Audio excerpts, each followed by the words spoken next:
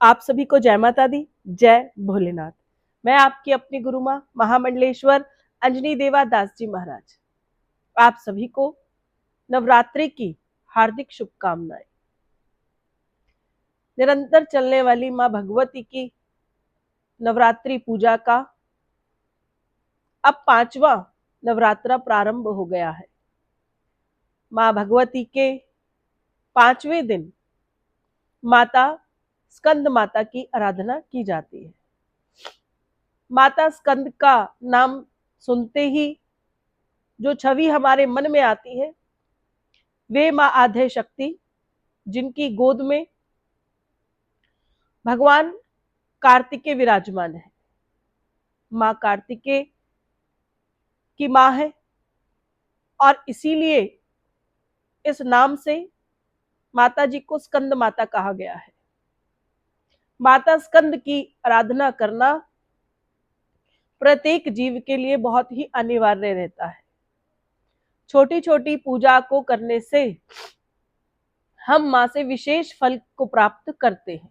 इसीलिए माता जी की स्कंद माता जी की आराधना करने की विधि क्या है और किससे हम किस प्रकार से माँ से आशीर्वाद प्राप्त करेंगे और ये आशीर्वाद हमें कैसे प्राप्त होगा, इस पर हमने चर्चा करनी है।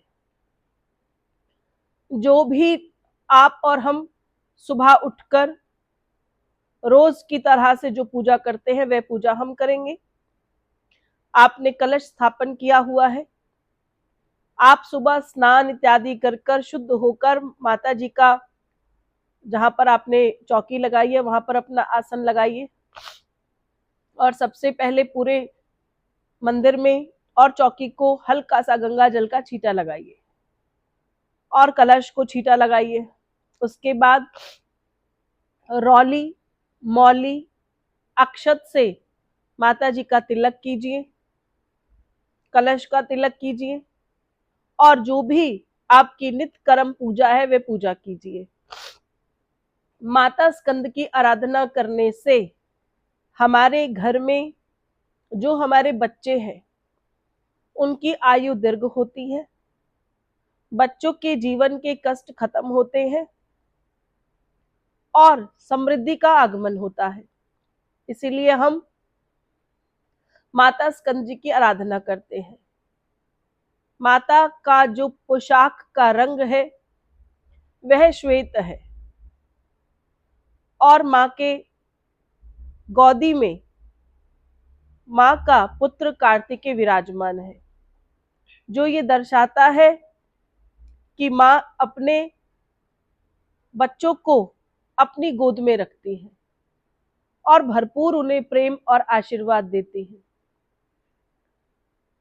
माँ का मुख ममतामयी है, करुणा से भरा हुआ है। इसीलिए हम स्कंद माता की आराधना करना इस नवरात्रि में बहुत ही विशेष रहता है। जिन बच्चों के परिवार के घर में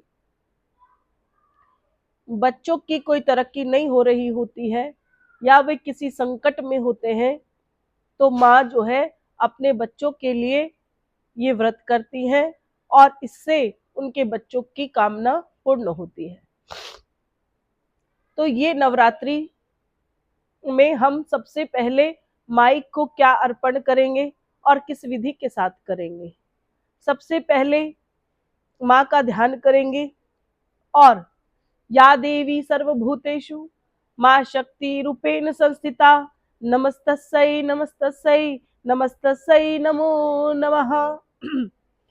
माँ के सामने स्तुति गान करेंगे, मंत्र का उच्चारण करेंगे, माँ से पूजा करने की शक्ति की कामना करेंगे। उसके बाद माँ को नमस्कार करेंगे, क्योंकि जिस माँ की हम आराधना कर रहे हैं वो स्कंद माता है। या देवी सर्वभूतेषु माँ स्कंद माते रूपेण संस्थिता नमस्तस्यै नमस्तस्यै नमस्तस्यै नमो नमः।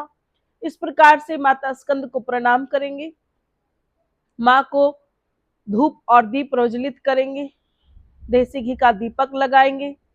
हमारे हिंदू धर्म में धूप और दीप की बहुत ही गहरी विशेषता है। जिस भी घर में सुबह शाम की जोत बत्ती होती है, आरती होती है, वहां भगवती जो है अपना पूर्णतः आशीर्वाद प्रदान करती है।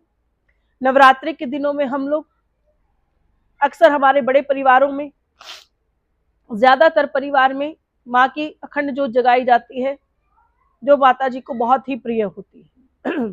स्कंद माता जी को जो पुष्प हम चढ़ाते हैं वे 2 प्रकार के होते हैं। आप माता जी को कोई भी पीला फूल चढ़ा सकते हैं, कनेर का फूल चढ़ा सकते हैं, या फिर आप कल के दिन माता जी को कमल का पुष्प चढ़ा सकते हैं। माता जी को कमल का पुष्प अत्यधिक प्रिय होता है, इसीलिए कल की पूजा में आप माँ को कमल का पुष्प भी चढ़ाए, जिससे माँ हम सबको आशीर्वाद प्रदान कराती है। माँ को कल के दिन क्या भोग लगा सकते हैं? ऋतु फल के अनुसार कल के दिन माँ को जो है आप केले का भोग लगा सकते हैं। बहुत सारे लोग ये नहीं जानते कि माता जी को कटहल भी अर्पण किया जाता है। कटहल एक प्रकार की सब्जी होती है। जब कटहल पक जाता है वे पीले रंग का हो जाता है, तो जब वे पीले रंग का होता है तो वे भी माता जी को अर्पण किया जाता है। ये कल करना है या नहीं करना क्या विषय नहीं है, ये ज्ञान का विषय, आपको पता होना चाहिए। कई बार ऐसी चर्चा होती है कि हम किसी से कहते हैं आपने कटहल खाया, वो गंदी सी शक्ल बना के कहते हैं हम कटहल नहीं खाते।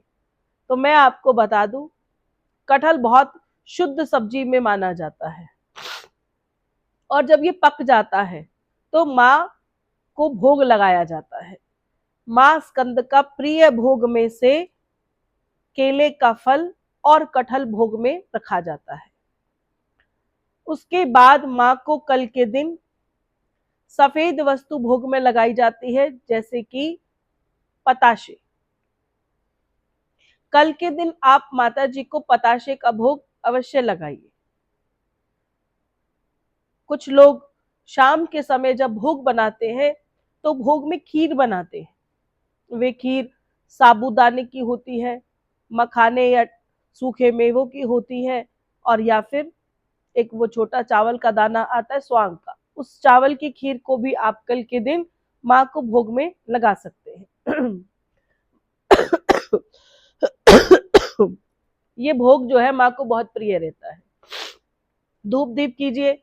माँ की आरती हमें कल के दिन कपूर के साथ करनी है। कपूर के अंदर 2 लौंग लगाइए, और कल जब आप आरती करेंगे तो उस आरती के साथ आप 2 लौंग और कपूर डालकर आरती कर सकते हैं। ये जो कार्य होता है, जैसे घर के 7-8 लोगों ने व्रत रखा हुआ है, लेकिन घर की जो माँ होती है या पिताजी होते हैं, ये वही इनकी आरती करेंगे अपने बच्चों की कामना के लिए। अगर घर में कोई दादी है, दादाजी हैं, तो वो भी एक बार आरती करेंगे तो वह पूरे कुटुंब के लिए ठीक साबित रहती है। इसलिए नवरात्रि की पूजा कल की बहुत खास रहेगी।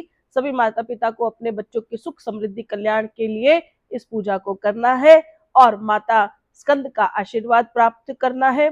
माँ करुणामयी शक्ति है, इसीलिए माँ की जो प्रेम हमें प्राप्त होता है वो हमारे जीवन को सदगति प्रदान करता है।